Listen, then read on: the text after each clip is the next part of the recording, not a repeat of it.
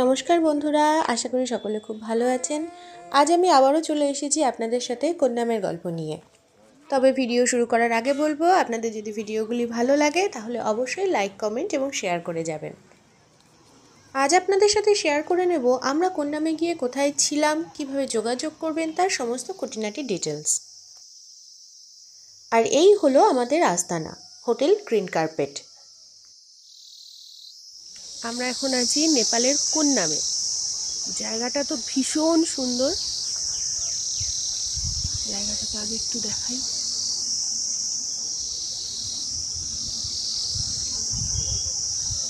চারিপাশে চা বাগান, তার মাঝখানে থাকার জায়গাগুলো। আর কন্যামে এসে আমরা কোথায় আছি? কন্যামে অনেক থাকার জায়গা আছে, হোটেল আছে, হোমস্টে আছে। এই যে হোটেল গ্রিন কার্পেট, কন্যাম ইলাম ডিস্ট্রিক্টের কন্যামে হোটেল গ্রিন কার্পেট। চলুন ভিতরটা দেখিয়ে দিই। এখানে কন্ট্যাক্ট নাম্বারও দেওয়া আছে।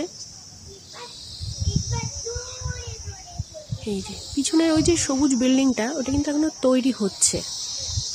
তার সামনে আছে ছোট ছোট কটেজ।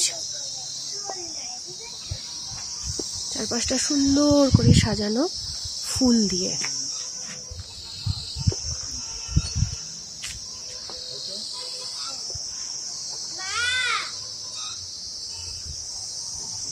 মেয়ে এখন দোল খেতে ব্যস্ত বাবার সাথে, খুব মজা পেয়েছে।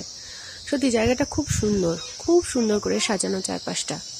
রাত্রিবেলা আরো ভালো লাগবে। প্রচুর লাইটিং করা আছে এখানে, খুব সুন্দর জায়গা। এখানকার প্রায় প্রত্যেকটা হোটেলই চা বাগানের মাঝখানে, এবং যার প্রায় প্রত্যেকটা রুমই এক একটা ভিউ রুম। শুধু পাহাড়, চা বাগান আর রাস্তার ভিউই নয়, সাথে পাবেন সুন্দর সানরাইজের ভিউ। তাও আবার হোটেলের রুমে বসে বসেই যদি সুন্দর সানরাইজ দেখতে পাওয়া যায়, সেটা কিন্তু একটা উপরি পাওনা। প্রতিটা হোটেলই প্রচুর ফুলের গাছ, দোলনা, লাইটিং এই সমস্ত কিছু দিয়ে সুন্দর করে সাজানো, ভীষণই আকর্ষণীয় করে তোলা পর্যটকদের জন্য। তবে দিনের বেলা থেকেও এখানকার নাইট লাইফ কিন্তু অনেক বেশি জমজমাট এবং অনেক বেশি আকর্ষণীয়। এখানে সুন্দর একটা বুদ্ধের স্ট্যাচু আছে। আর এই হলো আমাদের হোটেলের ক্যান্টিন, যেখানে রিজনেবল প্রাইসে টেস্টি এবং হেলদি খাবার পরিবেশন করা হয়। মেয়ের সাথে আমিও বসে গেছি দোল খেতে। তোমার কেমন লাগছে? ভালো।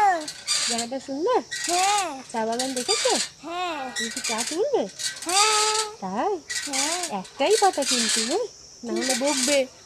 হ্যাঁ, আমি চা বাগানের মধ্যে নাচ প্র্যাকটিস করব। আচ্ছা, ঠিক আছে। টাটা। এই হলো আমাদের হোটেলের নাইট লাইফ এনজয়মেন্টের আয়োজন। কন্যামের একটি বৈশিষ্ট্য হলো এখানকার রোড সাইড স্টলগুলি সন্ধ্যে 6টার মধ্যে কিন্তু প্রায় সম্পূর্ণ বন্ধ হয়ে যায়। কিন্তু সব হোটেলগুলিতে নাইট লাইফ এনজয় করার জন্য রাত 10টা পর্যন্ত সমস্ত রকমের ব্যবস্থাপনা থাকে।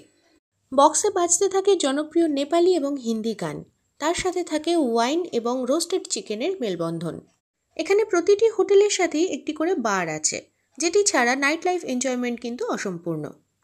বিকেল হতেই হোটেলগুলিতে পর্যটকের সংখ্যা বাড়তে থাকে। বাইক বা গাড়ি ভাড়া করে দল বেঁধে অনেকে আসেন, নাইট লাইফ এনজয় করেন, আবার পরদিন ভোর হতেই চলে যান। এনাদের বেশিরভাগই নেপালি। তবে আমাদের মতন পর্যটকরা যারা পরিবার নিয়ে ঘুরতে যান, তাদের যাতে কোনো রকম অসুবিধা না হয় সেই সমস্ত ব্যবস্থা কিন্তু হোটেল কর্তৃপক্ষের তরফ থেকে নজর রাখা হয়। প্রয়োজনে ডিনার ঘরেও সার্ভ করে দেওয়ার ব্যবস্থা আছে। এখন বলি এখানকার রুম রেন্ট কেমন।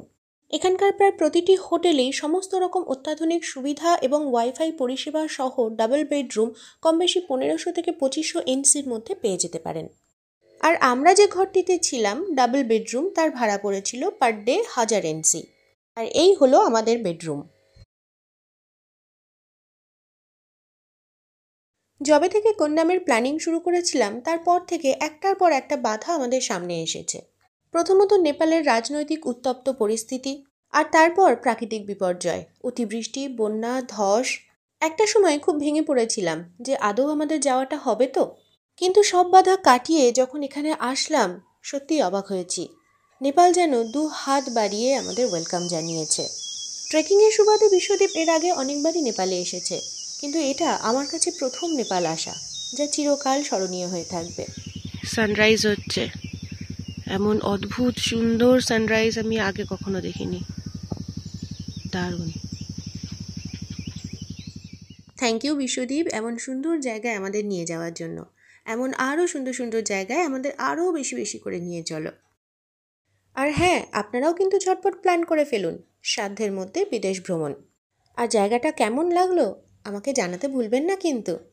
তাহলে আজকের মতো বিদায় নিচ্ছি, দেখা হবে আবার পরবর্তী ভিডিওতে। টাটা।